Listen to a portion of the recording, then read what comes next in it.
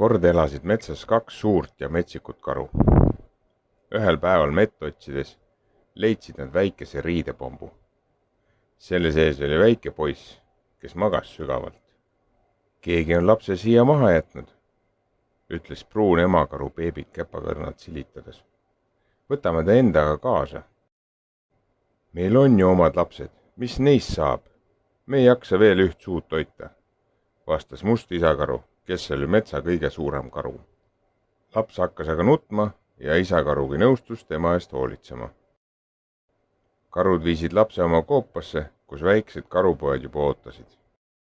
Poisike kasvaski karude juures üles ja sai nimeks Hans. Ta mängis koos oma karuvendadega, püüdis jõest kala, ronis puu otsa mett otsima ning magas talveund. Kui Hansus sirgus noormees, oli ta sama tugev kui päris karud. Tema ainus varandus oli kullast kaelakee, mis tal sünnist saati kaelas oli olnud. Hans oli väga nutikas ja kuulas tähelepanelikult inimesi, kes metsas käisid. Ta õppis nende keele ära ja märkas, et nad olid temaga väga sarnased. Ta pani ka ennast samamoodi riidesse. Ühel päeval otsustas Hans metsast lahkuda ja inimeste juurde elama minna. Võta see tammetaru kaasa, ütlesid karuvennad talle. Kui sa abi vajad, löö see jalaga puruks ja me tuleme sulle appi. Hans jättis pruuni karuemaga hüvasti, too tegi talle suure karukalli. Võta see sarapupähkel kaasa, lausus ta. Kui abi tarvis on, löö see jalaga puruks ja ma tulen sulle appi. Hans läks suure musta isakaru juurde. Too kummardus Hansi kohale ja ütles. Võta see Kreeka pähkel kaasa. Kui abi vajad, löö see jalaga puruks ja ma tulen sulle appi. Hans jättis hüvasti ning asus linna poole teele. Õhtu saabudes sai ta kokku teiste rännumeestega. Tere! Kas te teate mõnda kohta, kus ma ööbida saaksin? Hüüdis ta neile. Rännumehed olid aga tegelikult vargad. Nad lükkasid Hansu pikali maha ja varastasid tema kullast kaelage ära. Hans üritas küll võidelda, kuid üksi mitme vastu ka ei saa. Hans võttis tammetaru välja ja lõi selle jalaga katki. Otse kohe hüppasid tema kaks karuvenda põõsastest välja. Nad ajasid vargad minema ja tõid Hansule kaelage tagasi. Aitäh, vennad, ütles Hans ja jätkas oma teed.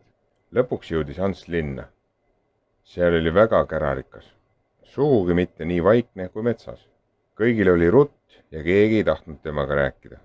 Ma pean töö leidma, mõtles Hans. Ta käis ukselt uksele, aga ei leidnud tööd. Üks kurja näoga vanamees märkas Hansu ja ütles talle. Tule minu truppi tööle. Hans läkski mehega kaasa ja peagi jõudsid nad ruumi, kus oli üks kõhk karu posti külge ketti pandud. Mees loopis karu kividega, et see tantsiks. Rahvas aga naeris selle peale. See karu on väga hinnaline, ütles vanamees. Kuninga nõunik tahab kogu metsa maha võtta, nii et sinna ei jää enam ühtegi karu. Siis on minul kuningriigi ainuke karu. Hans oli maru vihane. Ta ei suutnud vaadata, kuidas vaest looma piinati. Ta purustas jalaga sarapupähkli ja peagi ilmus nende juurde tema ema. Inimesed nägid suurt karu ja jooksid hirmunult minema. Vanamehe abilised üritasid karuemast jagu saada, aga loom oli liiga tugev. Hans päästis vaese kõhna karu ketist lahti. Too tänas Hansu ning jooksis koos emakaruga metsa tagasi. Äkitselt piirasid kuninga valvurid Hansu sisse. Seesama huligan rikkuski mu etenduse ära, karjus vanamees. Võtke ta kinni ja viige tapalavale. Hans viidi lossi kuninga ja kuningana palge ette, kuid kohtuotsuse langetas hoopis nende karmi ilmega nõunik. Etenduse rikkumise eest määratakse sulle surmanohtlus. Homme lüüakse sul pea maha, hüüdis ta.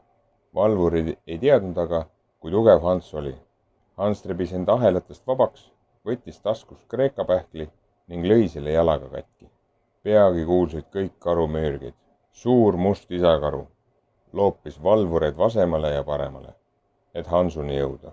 Karu tormas lossisaali ja oleks juba peaaegu valvureid rünnanud, kui kuningas märkas äkki kuldketti Hansu kaelas. Jätke karu ja see noormees rahule, hüüdis kuningas. Tekkis vaikus ja kõik ootasid, et kuningas selgitaks. Kunagi tungiti meile metsas kallale ja meie poeg rööviti ära. Me arvasime, et ei näe teda enam kunagi, lausus kuningas. kuningas jutustas, kuidas oli lasknud kuninglikul juveliiril pojale kaelage teha. Ühelgi teisel lapsel pole sellist kaelageed. Sa pead olema meie kadunud poeg ja meie kuningriik kuulub sulle. Kuninga nõunik oli mauruvihane, sest ta oli ise salamisi lootnud kuningaks saada. Ta kargas Hansule kallale, kuid suur isakaru lükkas nõuniku lossi aknast välja. Mees maandus lossikraavi, ronis sealt puristades välja ja jooksis siis nii kiiresti minema, kui jalad võtsid. Hans ja karu elasid õnnelikult oma elupäevade lõpuni.